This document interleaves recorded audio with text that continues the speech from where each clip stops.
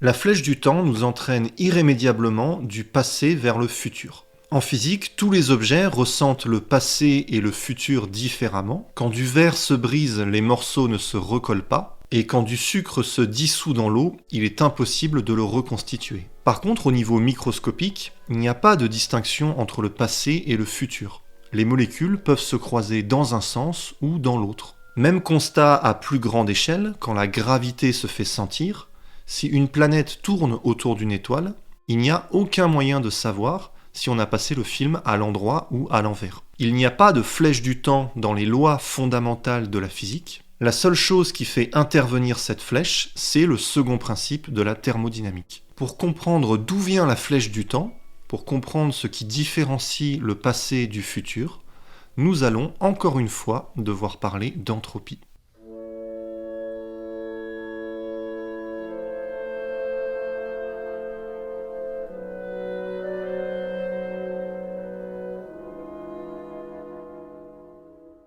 La Terre pourrait très bien tourner dans l'autre sens autour du Soleil, ça ne poserait aucun problème du point de vue de la gravité. On dit que la loi de la gravité est réversible, et on dit que le mouvement de la Terre autour du Soleil est un phénomène réversible. Des phénomènes réversibles, on en connaît plein. La révolution de la Terre autour du Soleil, donc, la rotation de la Terre sur elle-même, l'oscillation d'un pendule sur une courte durée. À chaque fois, vous pouvez passer le film à l'envers, il n'y a rien de choquant. Par contre, dans la nature, il y a aussi des phénomènes irréversibles. Les diffusions, les explosions, les bouteilles en verre qui se brisent. Cette fois, si vous passez le film à l'envers, vous sentez que c'est pas naturel. Ces phénomènes irréversibles brisent la symétrie entre le passé et le futur, et donc ils entrent en contradiction avec les lois de la physique qui, elles, sont symétriques. Les lois ne font pas de distinction entre le passé et le futur. Si on regarde les lois de l'électromagnétisme pour des systèmes très simples, par exemple une molécule A qui interagit avec une molécule B, la loi va vous permettre de prédire les mouvements des molécules A et B. La physique fonctionne souvent comme ça, vous donnez en entrée les propriétés des objets, par exemple les positions et les vitesses des molécules A et B, vous appliquez les lois de la physique, les lois de la mécanique, les lois de l'électromagnétisme, et en sortie, ça vous donne les trajectoires des molécules. Et ce qui est fou, c'est que si on essaye de faire l'inverse, si on part de l'état final et qu'on essaye de deviner d'où on vient, si on veut inverser le sens du temps, eh bien la seule chose à faire, c'est d'inverser les vitesses des molécules A et B. Il n'y a aucun changement à faire sur les lois. Ce sont exactement les mêmes lois qui décrivent l'évolution normale du passé vers le futur et l'évolution inverse du futur vers le passé. La conséquence, c'est que si j'envoie deux molécules l'une contre l'autre et que je les laisse interagir, vous n'avez aucun moyen de savoir si je vous montre l'évolution normale ou si je suis en train de vous passer un film à l'envers. C'est ça que veut dire le mot réversible. Le passé et le futur jouent des rôles symétriques.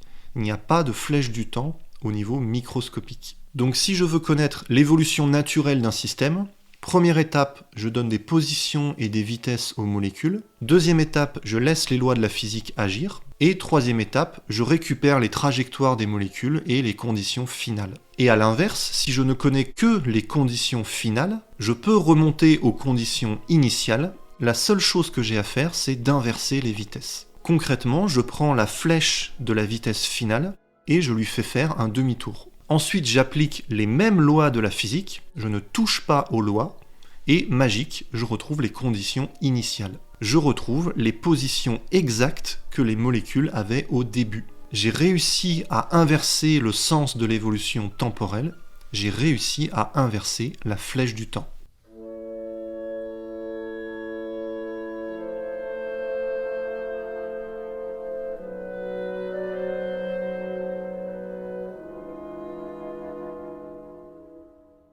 Et donc maintenant, on pourrait se dire, c'est quand même dommage cette bouteille qui s'est brisée en 1000 morceaux, c'était un cadeau de ma grand-mère, j'aimerais bien la reconstituer. Eh bien, il suffit de faire la même chose que pour les molécules, on inverse toutes les vitesses de chaque morceau de verre, et même de chaque atome, et je vous garantis, si vous faites ça avec précision, la bouteille en verre va vraiment se reconstituer. Une fois que j'ai inversé les vitesses, les morceaux de verre vont se toucher avec exactement les bons atomes aux bons endroits, Les liaisons entre les atomes vont se reformer et le verre va vraiment se reconstituer comme s'il ne s'était jamais brisé. Dans cette expérience imaginaire, on n'a pas passé le film à l'envers, on a laissé le temps s'écouler normalement, on n'a pas touché aux lois de la physique, on a juste inversé les vitesses et la bouteille en verre s'est reconstituée. Alors pourquoi est-ce que dans le monde réel ça n'arrive jamais ? Eh bien parce que c'est impossible d'inverser les vitesses avec exactitude. Ça, on en a déjà parlé sur cette chaîne, ça vient du second principe de la thermodynamique. La bouteille intacte, c'est un système ordonné à basse entropie. Les morceaux de verre éparpillés, ça constitue un système à haute entropie. Et le second principe nous dit que la bouteille peut se briser, elle peut passer spontanément de l'ordre au désordre, l'entropie peut augmenter, mais si le système est isolé, si le système n'échange pas d'énergie avec l'extérieur, l'entropie ne peut pas diminuer, elle augmente forcément, et donc vous ne pouvez pas reconstituer la bouteille. Vous pourriez le faire avec 3 ou 4 molécules, mais avec une bouteille constituée de milliards d'atomes, c'est impossible. Un des grands mystères de l'entropie et de la flèche du temps, c'est que c'est un phénomène statistique. C'est une question de probabilité, de grand nombre. Donc on l'a vu au niveau microscopique, il n'y a pas de distinction entre le passé et le futur. La différence entre passé et futur n'apparaît que si on dézoome pour étudier de gros objets à notre échelle.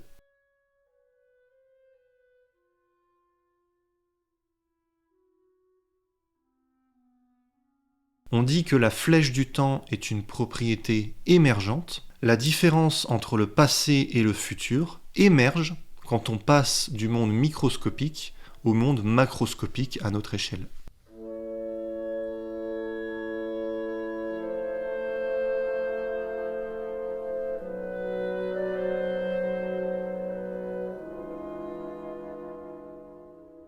C'est Boltzmann qui a donné la définition moderne de l'entropie et qui a expliqué le second principe. Il a expliqué l'augmentation de l'entropie à partir des lois microscopiques. Les travaux qu'il a effectués ont montré que le second principe est une loi très profonde de la nature. C'est une loi absolue, c'est impossible d'y échapper. Alors bien sûr, dans la recherche, il y a toujours de la contradiction. Et à l'époque, il y a un physicien qui s'appelait Loschmidt, qui critiquait la théorie de Boltzmann, et qui disait que pour briser le second principe, en fait c'est très simple, il suffit d'inverser toutes les vitesses des molécules. Par exemple, dans la diffusion d'un gaz, si on inverse précisément toutes les vitesses, on finit par revenir exactement à l'état initial. Et donc on a un système isolé qui passe spontanément d'une entropie élevée à une entropie basse. Le système est régi par les lois habituelles de la physique, et ce système brise le second principe. Tout ce qu'on a à faire, c'est d'inverser les vitesses des atomes.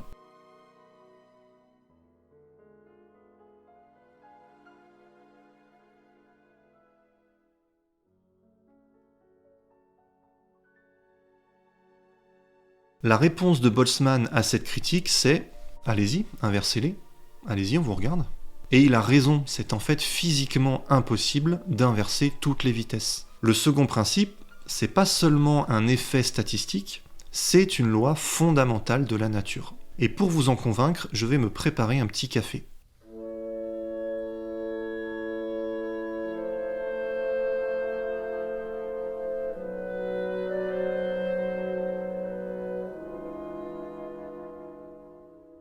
Imaginons qu'on cherche à inverser les trajectoires des molécules dans une tasse de café. Il y a eu par exemple une diffusion, une augmentation de l'entropie, et vous voulez inverser cette diffusion pour essayer de briser le second principe. Comme les lois de la physique sont réversibles, il suffit d'inverser toutes les vitesses des molécules. Si vous faites ça, vous allez revenir exactement à l'état initial. L'entropie va baisser alors que vous avez juste inversé les vitesses au début et après vous avez laissé le système évoluer tout seul. Le problème, c'est que pour pouvoir faire ça, il faut récupérer des informations sur les vitesses des molécules. Il vous faut les positions exactes et les vitesses exactes de toutes les molécules. Et donc pas le choix, il faut scanner ces molécules en envoyant de la lumière dessus, en envoyant des photons.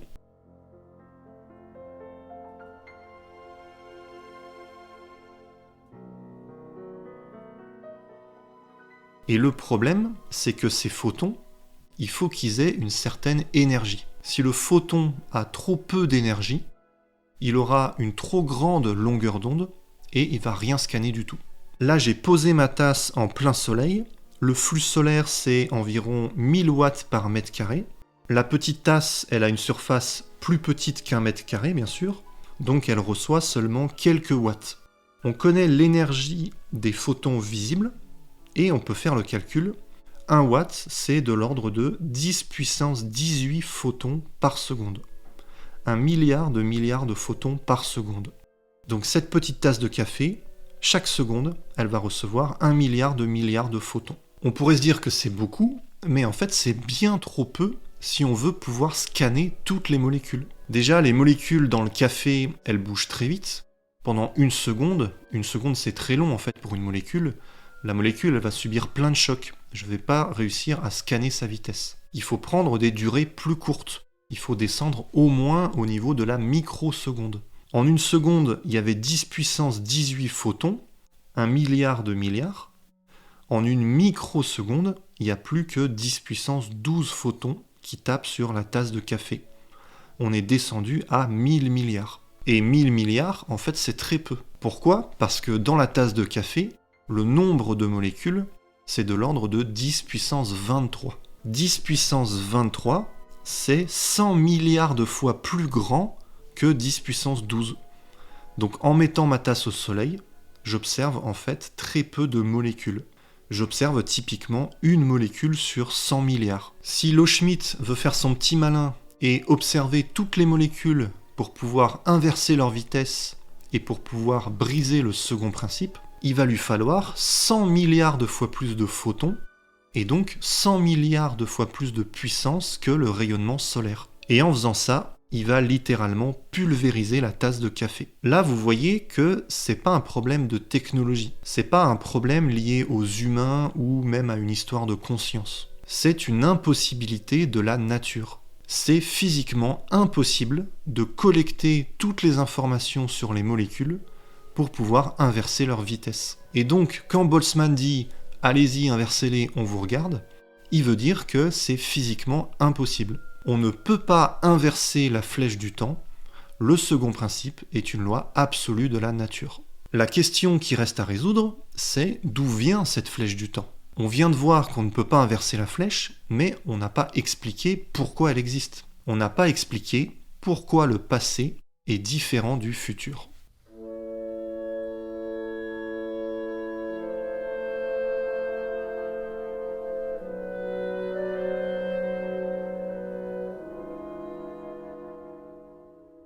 On a parlé des phénomènes irréversibles, les phénomènes qui n'ont pas le même comportement vers le passé ou vers le futur. Et souvent, si on veut donner un exemple de phénomène irréversible, on prend un mouvement avec des frottements. Par exemple, le ralentissement d'un ballon à cause des frottements avec le sol. Au début, le ballon a une certaine vitesse, donc une certaine énergie cinétique, puis, à mesure que le ballon ralentit, cette énergie cinétique est dispersée en énergie thermique. Le ballon n'avance plus, mais il a un peu chauffé, et le sol également a un peu chauffé. Il n'y a plus de mouvement global du ballon, mais il y a encore des mouvements au niveau microscopique, et c'est ça l'énergie thermique, c'est l'agitation des atomes dans toutes les directions. Au début, tous les atomes du ballon vont plus ou moins dans une certaine direction, mais à la fin, il n'y a plus de direction privilégiée. Quand le ballon est arrêté, les atomes vibrent dans tous les sens. Alors à force, vous connaissez la musique, il se trouve que mathématiquement, il y a une probabilité infime que le ballon se remette à bouger. En théorie, il y a une possibilité que tous les atomes du sol se mettent par hasard à taper le ballon exactement dans la même direction pour faire bouger le ballon à nouveau. En pratique, ça n'arrive jamais, c'est interdit par le second principe. De la même manière, dans l'exemple qu'on a donné dans la vidéo sur l'origine de la vie, on a vu qu'un photon visible venant du Soleil était dispersé en 20 photons infrarouges. Si par hasard tous ces photons infrarouges étaient envoyés dans la même direction, on pourrait les utiliser, par exemple pour pousser une voile solaire et exercer un travail, une force qui fait avancer un vaisseau spatial dans une certaine direction. Donc vous voyez que dans cet exemple et dans l'exemple du ballon, quand on parle de dispersion d'énergie, on sous-entend une dispersion spatiale. C'est quelque chose de géométrique.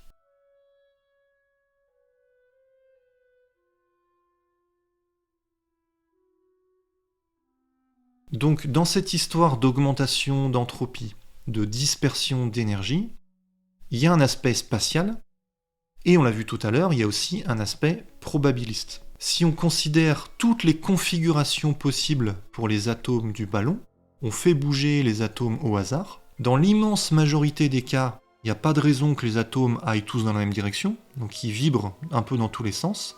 Ça, c'est un état à haute entropie où le ballon est immobile. Et il y a un petit nombre d'états à basse entropie, avec des atomes qui par hasard vont tous plus ou moins dans la même direction.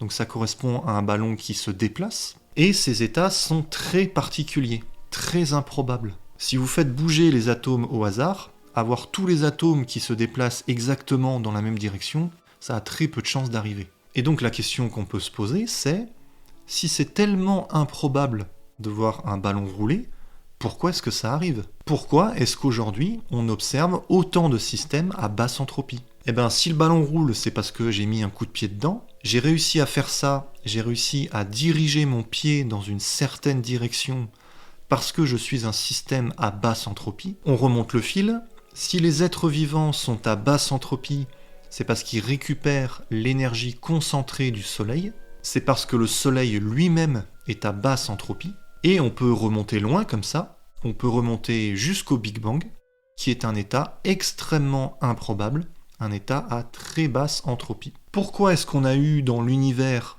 cette condition initiale à très basse entropie? On ne sait pas. On appelle ça l'hypothèse du passé.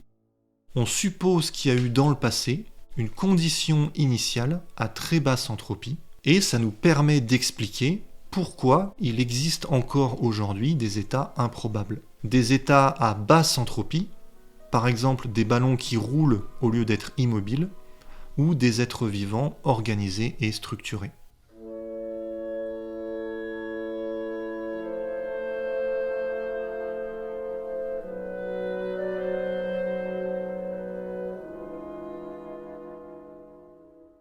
Si on voit le ballon rouler et qu'on ne fait pas l'hypothèse du passé, la seule explication, c'est que le ballon roule à cause d'une fluctuation aléatoire. Le ballon s'est mis à rouler tout seul, par hasard, sans qu'il y ait de cause. Pas très satisfaisant, on préfère l'hypothèse du passé. On préfère dire qu'il y a eu une condition initiale à très basse entropie, et ensuite toute une chaîne causale, des causes qui entraînent des conséquences, du passé vers le futur, dans la direction de la flèche du temps, et pas dans l'autre sens. Les systèmes à basse entropie, ils existent aujourd'hui parce qu'on subit encore les répercussions du Big Bang. Du point de vue de l'entropie, l'univers il est encore très jeune. En fait, on est encore très proche du Big Bang. 13,8 milliards d'années, c'est pas tant que ça en fait. L'état de mort thermique où toute l'énergie sera parfaitement dispersée, où l'entropie sera maximale, en fait c'est dans très longtemps, on en est encore très très loin. On l'a vu, les lois de la physique sont symétriques, il n'y a pas de distinction a priori entre le passé et le futur,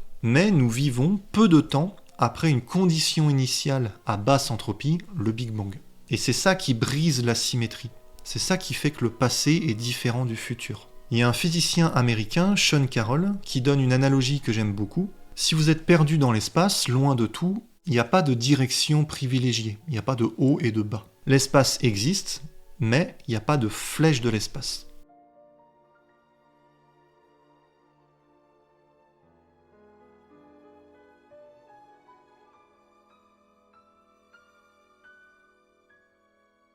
Par contre, près d'une planète, par exemple sur Terre, comme on est proche d'un objet qui exerce une forte gravité, il va y avoir une direction privilégiée dans l'espace. Il va y avoir une flèche de l'espace, une flèche spatiale qui va du bas vers le haut. Et bien pour le temps, c'est pareil.